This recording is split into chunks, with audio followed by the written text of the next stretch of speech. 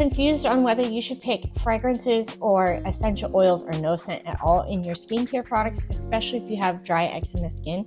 I'm going to help clarify some mixed messages on this topic. It's super hot right now. These research articles are from the NIH, which is the National Institute of Medicine. I'm going to share with you fragrances first, and then we'll deep dive into the essential oils. Not super deep dive, I don't want to overwhelm, but just shed light so that we can better understand. And this first article from the NIH says, evaluation of pollutants in perfumes, colognes, and health effects on the consumer, a systematic review. Phthalates found in hairsprays, fragrances, and nail polishes, perfumes, and aromatic substances were observed.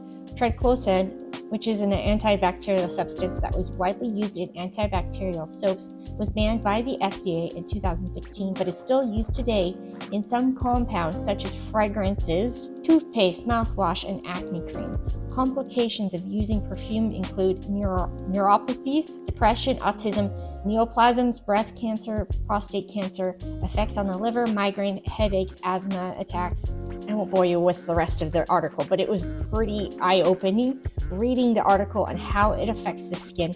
But I also found that this was particularly interesting, not only on the female's hormones, but it also affects the male's fertility, which is interesting because their soaps and things, those also contain fragrances, and their body sprays and deodorants. I mean, it's everywhere. Like, you have to really read the ingredients to make sure you're not putting it on your skin accidentally, ingesting it, inhaling it with perfumes, colognes, etc. Interesting also, these compounds penetrate the bloodstream through the skin and lead to impaired endocrine homeostasis. So fragrances may not affect you physically at first, but potentially long-term, they absolutely can affect you. It can affect others that are around you. If they're smelling it, they're inhaling it. Like if you've got a perfume on and it's using artificial fragrances in it, people that give you a hug can inhale it, or people at your workplace. Further down in the same article, it also says studies that aromatic products emit more than 100 volatile organic compounds, which can pose a serious threat to human health. The purpose of this study is a comprehensive review of different types of contaminants identified in these products and the adverse effects observed in people exposed to them.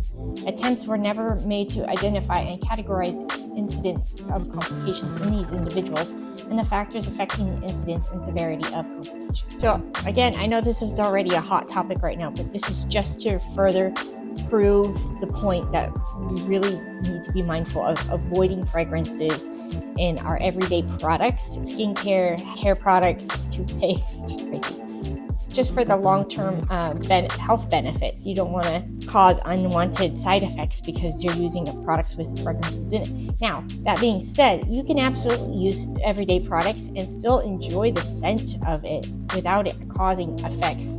Everybody's skin is different, so everybody's skin is going to react differently to different scents and things, but there are ways to still enjoy a lovely smelling perfume or a lotion or a hair product without causing long-term side effects. There is a fantastic book that I've been listening to, the audio version. I'll put a link down below so that way you can check it out on Amazon or audiobook, whichever is better for you.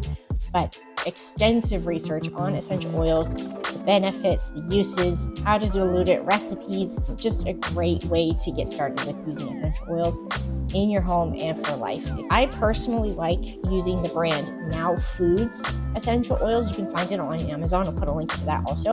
They have organic options. You can buy it directly from their website. If you want to buy it from there also, you can find it at health food stores. That's how I first found the brand out. Actually, it was at my local health food store. So most health food stores like carrying it. Which essential oils have you tried? How do you use them? Another research article from the NIH now on essential oils and dermatitis and eczema specifically. This article further down gives an overview of the characteristics, main results, and limitations of the included studies focusing on dermatitis and eczema. Gives an overview of the characteristics of the products used in the included studies focused on dermatitis and eczema to assess their quality. The studies range of interventions with the different oils, finding case reports, mix several essential oils with base shampoo to treat scalp dermatitis. This is cool because then you can kind of formulate something for yourself at home if you don't want to go out and buy one. And using of different oils, again in creams, showed promising results in the subsequent treatment of facial seborrheic dermatitis and eczema with minimal ADRs, which I'll show next what ADRs meant. It was adverse reactions. The studies discussed in order from highest to lowest power of clinical evidence. So again, the ADRs in the last screenshot was adverse drug reactions. So there wasn't any noticeable adverse drug reactions when using essential oils properly diluted with a carrier oil. Next, I'm going to share with you another screenshot of two different people using essential oils for different purposes on their skin and had good benefits from using the essential oil versus using something that didn't have the essential oil in it, or maybe it had some other undesirable ingredients in it. This is from the NIH. So D. Valois reported a case study of a 72-year-old woman with severe scalp eczema experiencing extreme dryness, flaking, and itching. The initial treatments with the olive oil and antifungal shampoo, Nizoral containing keto, pardon my butchering, were ineffective. An essential oil formula, including TTO, was applied as a shampoo and scalp soak. Over time, her condition improved considerably with a complete clearance after 7 months of daily treatment. The patient's hair grew back and her scalp returned to a healthy state. No ADRs, adverse drug reactions, were reported. The patient herself mixed this purchased essential oil formulation with the base shampoo and scalp soak. That's awesome. So if you know somebody that is suffering from this, because it is actually pretty common having it in the scalp, and that can be maddening and causing dry flakes, and you think you've got other stuff going on, that's very encouraging to read. What do you think so far? Are you going to switch from fragrances to essential oils in your skincare and lifestyle? Let me know in the comments below. This case study is really cool too, so I wanted to share this with you also so that way you're aware of it. Allen reported a case study of a 38-year-old man with long-standing seborrheic dermatitis on his scalp and face. The conventional medications and hydrocortisone creams provided temporary relief, but the condition returned upon discontinuation. The patient tried anti-dandruff shampoos with limited success.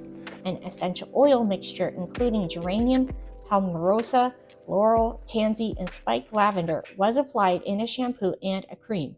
Within a few days, the dermatitis disappeared and the scalp remained clear for several months and with some occasional minimal reoccurrence on the face.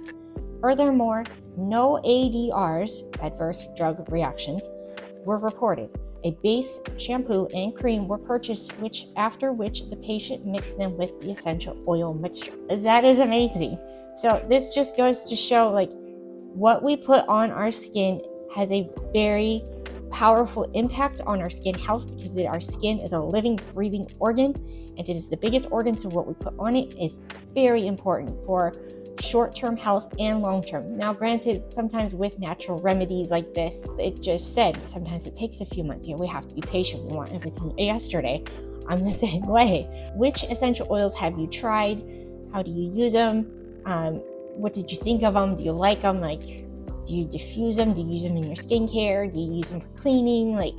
How do you like to use essential oils? I hope you found this content helpful and informative and encouraging. What other topics, skincare topics related to dry and eczema skin would you like to see next? Let me know in the comments below. And be sure to check out this video next to get your skin kick-started onto a natural and healthy path.